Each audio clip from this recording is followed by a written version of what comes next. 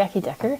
A lot of math people have been wondering about how they might engage their students in some learning and practice in remote learning. So instead of a worksheet, what might that look like? And one answer is that you can use Desmos Classroom Activities that you make yourself rather than using the ones that are already there. We know there are some really excellent activities from grade 9 to 12 that are already there. Sometimes we actually want to make our own. So I'm going to show you very briefly how you might get started doing that. First, you want to sign in, and you can sign in with your Limestone Google account. So I've got a Desmos account. You can also just sign in with Google.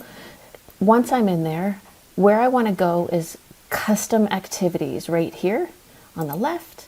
I click on that. You can see that I'm doing some learning, and I'm going to show you what my activities look like. Then I'm going to show you how to make them. So as an example, let's have a look at my first one that I created. It comes up like any Desmos Classroom activity. I can either create a class code and get going, but of course I want to do a student preview first to see if that's what I want. And so what I've done is I inserted an image from which one doesn't belong, and I've asked students to give me a good reason why each of these distance time graphs is different than the others. And I've asked them to organize their answer in a particular way, and this is where they are going to write their thinking. On the next screen, I've made a multiple choice question out of that same image, and the student can choose what their answer is. I've got another one that looks a lot the same. I actually copied and pasted that screen. And then I ask students to sketch a graph. Over here, they can use lines, they can use a pencil, they can change the color of that pencil, they can erase some work to sketch a graph that matches this story. And finally, I've given them a graph and asked them to write their own story. So how did I do that? From the custom page, I can see the activities I already have, but I can also create a new activity by clicking up here. Once I'm in there, the first thing I have to do is give it a title. So I'm going to call this my video example. I'm going to click Start Building.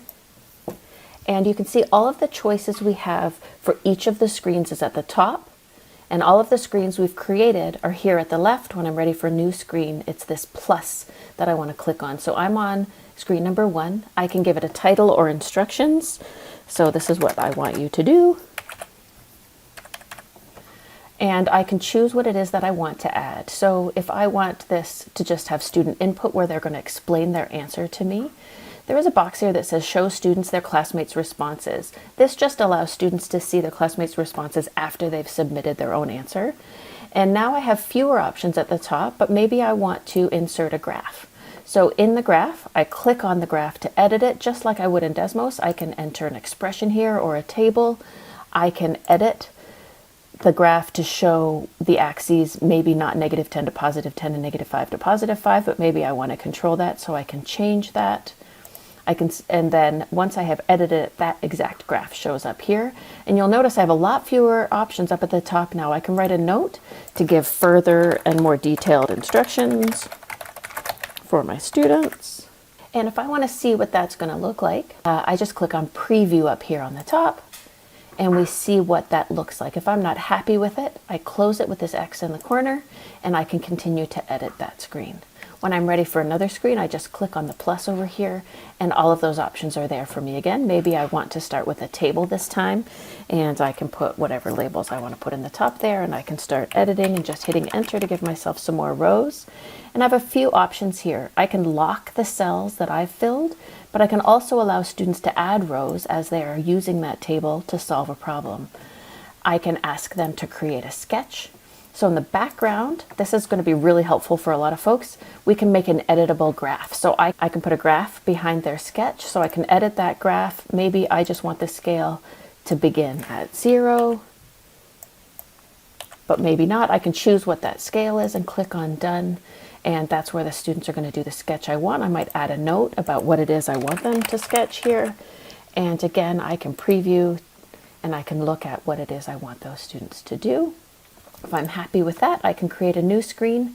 If I want to reuse this screen and just edit it, there are some 3 dots up here. I click on, I want to duplicate that screen. If I'm unhappy with that screen, I can delete that screen. And once I've created a new one, I can now edit this. So if I say, you know what, I really like this graph space where I want them to sketch, but I'm going to make a new table, so I can just go in here and I can edit this. If I say, you know what, this time I don't want a table, I can take that out, and so on. Sometimes you want to create a multiple choice question for your students. That's what's here. There's choice. So we can add some options, and in each option it can either be text, I can add a graph, or I can add an image.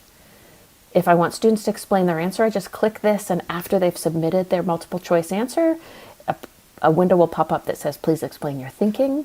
And if we want to, after they've submitted their choice, we can show students their classmates' responses.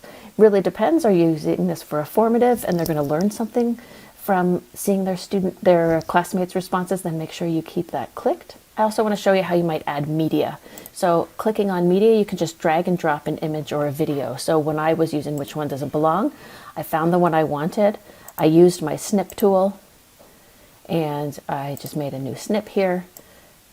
I selected what I wanted, and instead of just copying and pasting, I do have to save that and give it a good name so I know where it shows up, so that I'm able to drag and drop that image into this box here in the activity builder. I'd like to show you some other tools under More. If you would like to add something different, if we click this bottom one that says check out Desmos Labs, I get many options. So marble slides, a computation layer, geometry, some written feedback. If I save that, I can see those under More. So geometry is one I think will help a lot of you. You can add circles, polygons, angles, vectors, and once you've added some of those things, more tools will show up that will help you with those diagrams. Marble slides is something that many of you have seen before, and you can create your own once you add it from that Desmos Labs list. Play around with all of those things. Good luck building your own activities, and let me know if you need anything.